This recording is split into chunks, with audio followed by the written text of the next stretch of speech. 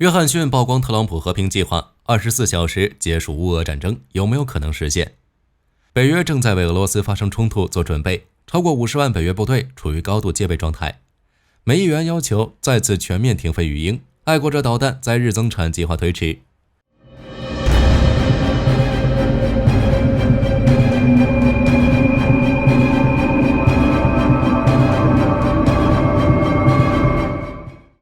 英国前首相鲍里斯·约翰逊与特朗普会面后，在7月21日为英国《每日邮报》撰写的专栏文章，透露了特朗普的乌克兰和平计划具体内容。这些说法与特朗普之前公开表达的立场极为相似。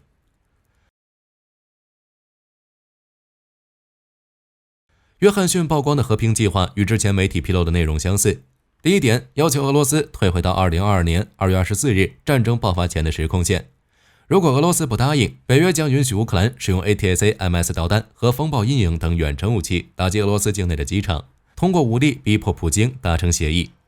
第二点，乌克兰搁置2014年被俄罗斯控制的克里米亚和顿巴斯地区的主权要求。俄罗斯退军之后，乌克兰可以迅速加入欧盟和北约。第三点，战争结束后，一些北约武装的乌克兰军队驻扎在欧洲国家，替代美国在欧洲部署的一部分军队。与特朗普之前的说法相比，少了如果乌克兰不答应与俄罗斯的停火谈判，美国就停止对乌军援。火力军估计，之所以会有这样的改变，主要是争取支持乌克兰的美国选民。只是很明显，乌俄都不会接受这个条件。俄罗斯之前提出谈判的先决条件，不允许俄罗斯接受这个和平计划。而且乌克兰加入北约之后，北约在乌克兰境内部署什么武器，就是北约的内部问题了，俄罗斯也无法接受。另一边，无论美国是否停止对乌军援，乌克兰都不会接受这个条件。按照泽连斯基的说法，美国的确很重要，但是没有人能为了实现和平而强迫乌克兰放弃领土。就算是美国减少援助，乌克兰还有北约、欧盟、欧洲的支持。目前，美国正将援乌指挥部转移到德国，并由北约领导。加上2025年的北约400亿欧元及其500亿美元贷款，签署安全协议的国家承诺380亿美元支持，并且乌克兰新组建6个旅以及众多营正在积极动员训练，为2025年做准备。可以说，乌克兰拥有足够的实力和资源支撑，只是少了美国的援助之后，需要的时间更长，付出的代价更大。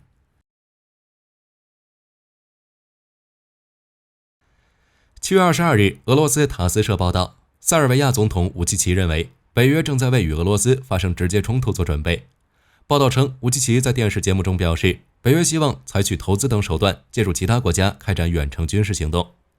就当前的情况来说，这点的确有可能。目前北约不断增强东翼的兵力，并加大对乌军援，也可以理解为提前做准备。不过按照武契奇的说法，北约目前还没有做好与俄罗斯发生直接冲突的准备。此前在7月22日，北约发言人法拉达赫拉拉在接受 CNN 采访时表示，目前超过50万北约部队处于高度戒备状态。按照达赫拉拉的说法，自2014年以来，北约在集体防御方面经历了一次重大转变，实施了冷战以来最全面的防御计划。欧洲这边正在重新考虑服兵役的方式，比如德国计划恢复强制征兵制。这一系列举措的目的就是让北约军队做好与俄罗斯直接冲突的准备。7月20日，新加坡联合早报报道，由于美国波音公司生产的一个关键部件出现短缺，美国利用日本兵工厂提高爱国者产量的计划出现推迟。2023年12月，日本放宽了军事出口规定，以帮助美国补充爱国者导弹的库存，并供应给乌克兰。目前，日本三菱重工已经得到洛马公司的许可，每年可以生产大约30枚爱国者 PSA-3 型导弹，并可将年产量增加到60枚。美国计划将爱国者导弹的全球年产量从500枚增加到750枚以上。但目前的问题是，缺乏导弹在飞行最后阶段使用的巡标器。从去年开始，波音就将美国的巡标器工厂产量增加 30%， 但新建的生产线要到2027年才开始运作。巡标器产量跟上之后，增加爱国者的产量并不难。按照洛马公司的说法，到2027年，它能把爱国者导弹在美国的产量从500枚增加到650枚，每枚导弹的成本约为400万美元。不过，这仅仅是洛马公司可以。对于三菱重工而言，想要增加爱国者导弹的产量，除了巡标器之外，还要有制造导弹的工厂。虽然日本政府在2022年提出了军事支出倍增计划，向有意增产的国防企业提供财务资助，但是这些补贴仅适用于向日本自卫队提供装备的企业，出口武器不在补贴范围。这就意味着想要增加爱国者导弹的产量，三菱重工或者美国至少花费数千万美元建造工厂。对此，日本防卫省与三菱重工都没有发表评论。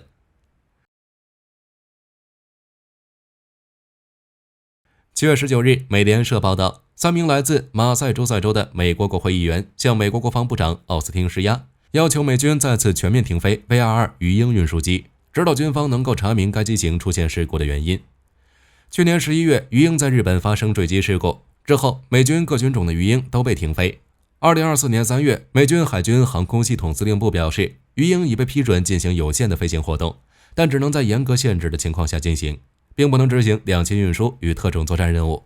这些限制可能会持续到2025年中期。不过，这3名美国国会议员认为，恢复鱼鹰有限飞行活动的决定是误入歧途。鱼鹰的老化速度超过预期，容易发生故障。为了安全考虑，必须停飞鱼鹰，直到该机型发生事故的根源得到查明和彻底解决。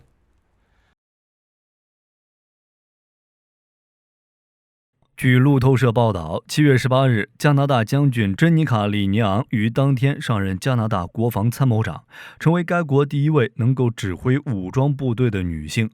珍妮卡·里尼昂的一生堪称传奇，在迄今为止的35年军旅生涯中，她曾多次颠覆历史，打破了只有男人才能指挥士兵的铁律，从一名普通的军事工程师一步步成长为国家军事力量的负责人。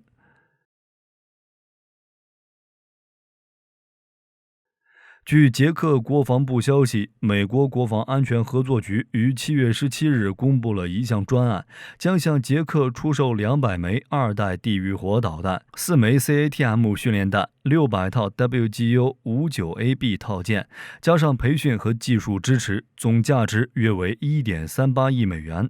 据悉，捷克之所以要采购这么多的新型弹药，主要是因为其在2019年采购了4架蝰蛇直升机、8架毒液直升机。后来俄乌战争爆发，美国又对其无偿军援了6架蝰蛇和2架毒液，以至于目前捷克拥有20架美系机队，对弹药的需求量极大。而此次购买的第2代地狱火导弹，其在弹头巡标段更换了半自动激光导引器，能够根据不同情况选择射前锁定、射后锁定任意模式，最大射程8公里。一架攻击直升机可携带8枚该导弹，亦可装载于攻击艇、地面载具等发射平台，可有效执行各种空对地、地对空等多种任务，有望大幅增强捷克 AH-1Z、UH-1Y 直升机的精准打击能力。至于 WGU-59AB 套件，则可以有效提升火箭弹的射程与打击精度。目前，该专案还在进行审批流程，但不少军事专家认为，鉴于东欧和乌俄情势，美国大概率会批准出售。去年7月，洛马公司对外宣布已经完成了对 F-35 的 TR-3 技术升级，但是经美军检测发现其部分软件存在技术问题，因此美军选择拒绝接收这批 F-35， 导致上百架 F-35 被迫存放在洛马公司的厂区，严重耽搁了美空军的交机进程。美空军因此责令洛马公司要求其对这批 F-35 进行整体性修改，以达到交机要求。如今1年时间过去，这批 F-35 的整改工作已经初步完成。据航空新闻7月17日报道，美空军重新对这批 F-35 进行了评估审计，现已批准洛克希德马丁公司恢复 F-35 最新改良版本 TR-3 的进程，且已经启动了分阶段交付方案。第一阶段将会在7月和8月交付具有初始训练能力的 F-35 TR-3， 第二阶段从8月底开始交付具有强大战斗训练能力的 F-35 TR-3。2天后，华盛顿传来消息，第一架 F-35 TR-3 已经交付。美方表示，后续将有120架战机完成升级，可望陆续交付美空军和各大盟国，并计划于2025年启动该战机执行战术任务。好了，这期视频到这儿就结束了。各位觉得乌俄战争会以什么方式结束？可以在视频下方留言，大家一起讨论。我是火力军，下期见。